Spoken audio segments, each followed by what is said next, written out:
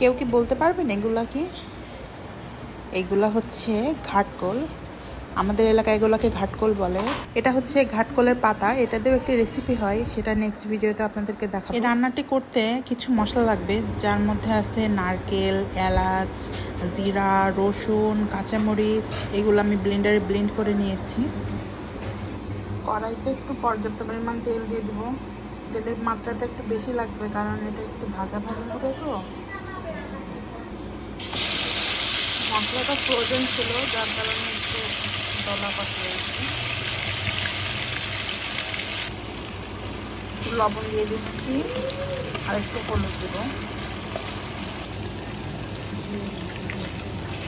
হলুদ লবণের মেজারমেন্টটা আপনারা যেভাবে খান সেই অনুযায়ী। এখানে আমি কিছুটা আলু কুচি দেব। এবার ঘাটকলগুলো দিয়ে দেব। এটাকে হালকা করে আগে একটু ভাজা ভাজা করে নিতে হবে। এক মুঠ মতন আস্ত রসুন দিয়ে দিচ্ছি। এটা আমার পরিবারের সবাই খুব পছন্দ করে। এটাকে ঢাকনা দিয়ে লো হিটে আস্তে আস্তে ভাজতে হবে।